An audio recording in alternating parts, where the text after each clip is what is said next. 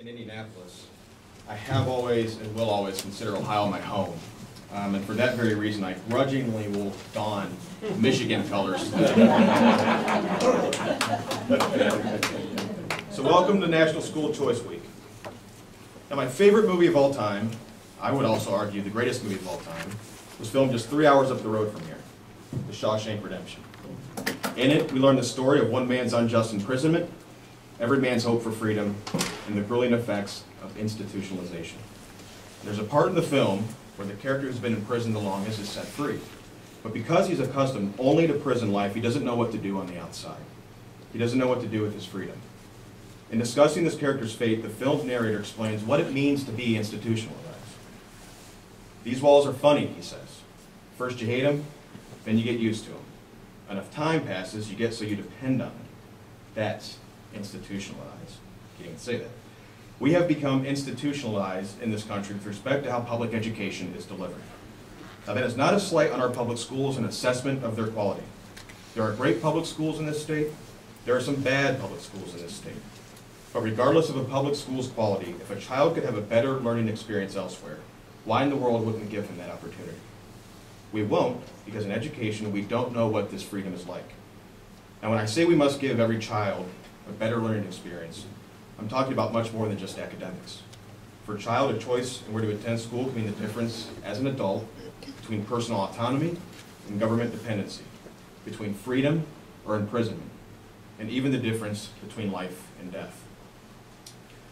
The learning experience many crave can be one that is safer for disadvantaged kids, one that is more flexible for working parents, or one that instills in a child a family's religious values.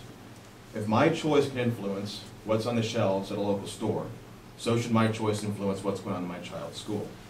That is what this is all about, folks. Giving parents options and power. Now, do those options come at the expense of public education or the kids who choose to stay in our public schools? To quote Bill Clinton, no, no, no, no, no. I can't emphasize this enough. As I mentioned on Doc's radio show the other day, I had an op-ed up here out in Nevada. And this guy wrote a letter to the editor in response, and he said, well, you know, Mr. Reed is wrong. If you look at Mr. Reed's own research, we find that the kids who are receiving vouchers across the country, most of them choose to stay in their public schools. I said, well, that's precisely right. Kids choose to stay in their public schools. They chose. They made a choice. We gave them that power. And with that in mind, I'm not here to light a torch and say we got to get our kids out of public schools this instant. What I am saying is that we have to give them the option. What our research shows is that those options create a strong incentive for public schools to improve and to meet their students' needs for fear of losing their business. Competition. Ain't it something? Take Florida. Through its tax credit voucher program, 1.4 million low-income students are eligible to receive vouchers. But only 28,000, or 2.5%, are actually taking those vouchers to attend private schools. Similarly, 380,000 special needs students in Florida are eligible to receive special needs vouchers. But only 22,000 are taking the deal. But in the meantime, the administrators, the teachers, the principals, and the public schools know that at any moment, these families can take their money and go elsewhere.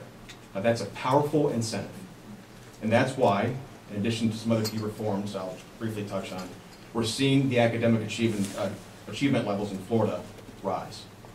Now, for a long time, because there were no school choice programs in place, we had to discuss the effects that competition would have on our public schools in a theoretical manner. But with the choice programs in existence now for years, we know what happens when people are given a choice. Looking specifically at Ohio's Ed Choice voucher program, it was found that vouchers resulted in improved math scores for 4th and 6th grade students and improved reading scores for 6th graders. There were no visible effects on their grades, but importantly, there were no harmful effects found either. And this shouldn't be surprising. Milton Friedman, our founder, said the introduction of competition into our schooling system will lower costs and raise quality. Why? Because competition always does that. It brings out the best in people and it promotes good behavior.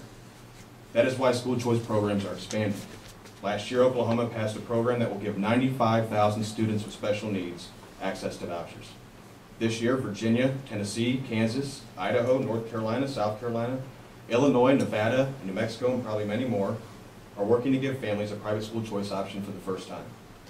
Oklahoma, Florida, Arizona, Minnesota, Wisconsin, Pennsylvania, and Indiana are planning to expand their existing school choice programs to include more families. Ohio is doing the same. Now, although your state is a leader in the school choice family still, only 8% of Ohio students are eligible to receive vouchers.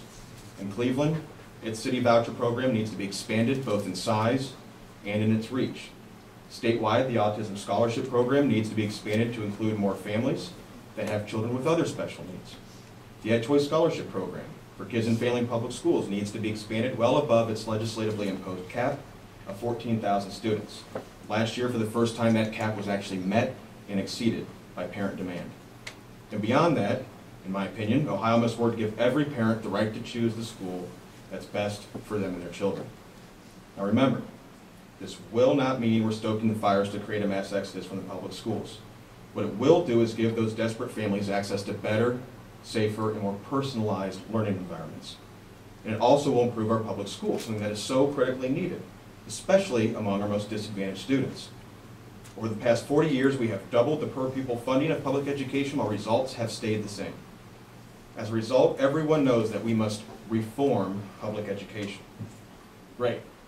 How are we going to do that? Are we going to reform it kind of like we reformed General Motors, or Fannie Mae and Freddie Mac, or how about health care?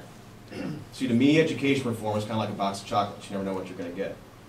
What one state has shown, however, is that there is a proven set of reforms that can improve results for students stuck in or choosing to stay in their public schools. In 1999, Florida instituted a sweeping set of top-down and bottom-up measures aimed at increasing accountability in public schools and introducing school choice opportunities to parents in need. Florida has 2 private school choice options, one for disabled students, the other for low-income students. Florida has one of the nation's best charter school laws, with more than 300 charters educating 100,000 students. Florida has the largest virtual school environment, in which school funding is actually targeted down to the course level. Now, for its public schools, Florida took some more administrative approaches. It created truth in advertising. Oftentimes, accountability labels for public schools are fuzzy. In the 2009 school year, Ohio labeled my hometown high school up in Norwalk as effective.